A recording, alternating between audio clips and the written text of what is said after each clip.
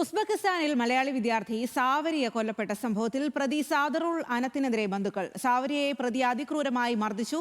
Laptop കൊണ്ടുള്ള അടിയേറ്റ് മാത്രമല്ല മരണം, തല മുതൽ കാലുവരെ അടിച്ചു ചതച്ചു. പ്രതി മതപരിവർത്തനത്തിന് ശ്രമിച്ചെന്നും ബന്ധു ജനീഷ് പറഞ്ഞു. രജിസ്റ്റർ ചെയ്തിട്ടുണ്ട്. കൂടാതെ തന്നെ എംബസിക്ക് നമ്മൾ റിക്വസ്റ്റ് അയച്ചിട്ടുണ്ട്. നമുക്ക് ഇവിടെ ട്രയൽ ഔട്ട് ഇൻവെസ്റ്റിഗേഷൻ കംപ്ലീറ്റ് ചെയ്ത് കഴിഞ്ഞ് ഇവിടെ ട്രയൽ ചെയ്യണമെന്നുള്ള നമ്മൾ റിക്വസ്റ്റ് ആപ്ലിക്കേഷൻ സെൻഡ് ചെയ്തിട്ടുണ്ട്.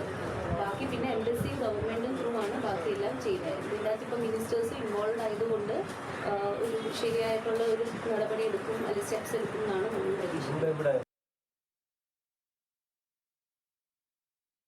കുടുംബം ആവശ്യപ്പെട്ടതിനെ തുടർന്ന് സാവരിയയുടെ മൃതദേഹം റീപോസ്റ്റ്മോർട്ടം ചെയ്യും. ഉസ്ബെക്കിസ്ഥാനിൽ നിന്ന് കേസിന്റെ വിവരങ്ങൾ ലഭിക്കുന്നില്ല എന്നും പരാതി. വിവരങ്ങളുമായി അമൽ സുരേന്ദ്രനാണ് ചേരുന്നത്. അമൽ, എന്തായാലും ഗുരുതരമായിട്ടുള്ള കാര്യങ്ങളാണ് ഈ ഒരു കാര്യത്തിൽ പുറത്തേക്ക് വരുന്നത് എന്നുള്ളതാണ്. എങ്ങനെയാണ് സാവരിയയുടെ മരണം സംഭവിച്ചത് എന്നതടക്കമുള്ള കാര്യത്തിൽ ഇനിയും വ്യക്തത വന്നിട്ടില്ല. ഉസ്ബെക്കിസ്ഥാനിൽ നിന്നും വിവരങ്ങൾ ലഭിക്കുന്നില്ല എന്നാണോ മനസ്സിലാക്കുന്നത്? കുടുംബത്തിന്റെ ആവശ്യം ഇപ്പോൾ ഏത് രീതിയിലാണ്? സ്വാതി, ഏതായാലും ദാരുണമായ ഒരു സംഭവമാണ് ഉണ്ടായിരുന്നത്. ഉസ്ബെക്കിസ്ഥാനിൽ നിന്ന് ഈ കുട്ടിയുടെ മരണവുമായി ബന്ധപ്പെട്ട കൂടുതൽ വിവരങ്ങൾ തങ്ങൾക്ക് ലഭിക്കുന്നില്ല എന്ന ഗുരുതര ആരോപണമാണ് ബന്ധുക്കൾ പറയുന്നത്. അതോടൊപ്പം തന്നെ അവർ പറയുന്നത് ഇത്തരത്തിൽ വിവരങ്ങൾ ലഭിക്കാത്തതിനാൽ തുടർന്നാണ് മാതാപിതാക്കൾ കേരള പോലീസിൽ പരാതി നൽകിയതെന്നും പറയുന്നു. അതോടൊപ്പം തന്നെ മതപരിവർത്തനം എന്നൊരു ആരോപണവും ഈ മരണപ്പെട്ട കുട്ടിയുടെ ബന്ധുവായിട്ടുള്ള ജനീഷ് ഇപ്പോൾ മാധ്യമങ്ങൾക്ക് മുമ്പാകെ പറയുന്നുണ്ട്. ഈ സാദറുൾ ആനം, അതായത് ഇയാളാണ് ഉസ്ബെക്കിസ്ഥാനിൽ സാവരിയയുടെ കൊലപാതകവുമായി ബന്ധപ്പെട്ട് പിടിയിലായിരിക്കുന്നത്.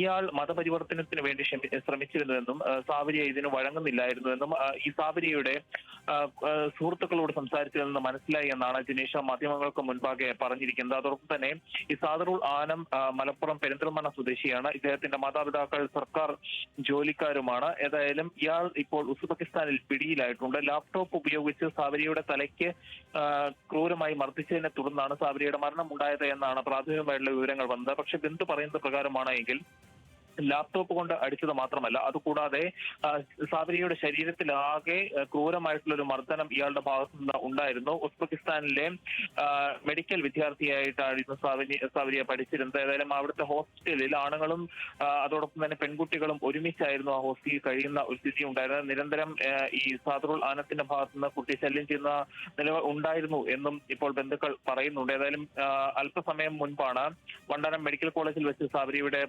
റീപോസ്റ്റ്മോർട്ടം നടത്തിയത്. ഉസ്ബെക്കിസ്ഥാനിൽ വെച്ച് പോസ്റ്റ്മോർട്ടം നടത്തിയെങ്കിലും നാട്ടിലെത്തിച്ച് റീപോസ്റ്റ്മോർട്ടം നടത്തണമെന്ന ബന്ധുക്കളുടെ ആവശ്യമുണ്ടായിരുന്നു. അതിനെ തുടർന്നാണ് റീപോസ്റ്റ്മോർട്ടം നടത്തിയത്. ഈ മൃതദേഹം നാട്ടിലെത്തുന്ന കാര്യത്തിലടക്കം വലിയ രീതിയിലുള്ള അനിശ്ചിതാവസ്ഥ ഉണ്ടായിരുന്നു. അപ്പോൾ ആലപ്പുഴയുടെ MP ആയിട്ടുള്ള KC വേണുഗോപാലിന്റെ അടക്കം ഇടപെടൽ ഈ ഒരു കാര്യത്തിൽ ഉണ്ടായതിനെ തുടർന്നാണ് വേഗത്തിൽ കൗൺസിൽ ജനറലുമായി ബന്ധപ്പെട്ടുകൊണ്ട് മൃതദേഹം നാട്ടിലെത്തിക്കാൻ സാധിച്ചത്. ഇന്ന് പുലർച്ചെ 2 മണിയോട് കൂടിയാണ് കൊച്ചിയിൽ മൃതദേഹം എത്തിച്ചത്. അതിനുശേഷം വണ്ടാനം മെഡിക്കൽ കോളേജിലേക്ക് 9:30 കൂടി മൃതദേഹം എത്തിക്കുകയായിരുന്നു. ഇന്ന് 4 മണിക്കാണ് ഹരിപ്പാട് ഈ സാവരിയയുടെ വീട്ടുവളപ്പിൽ തന്നെ സംസ്കാരം നടത്തുന്നത്.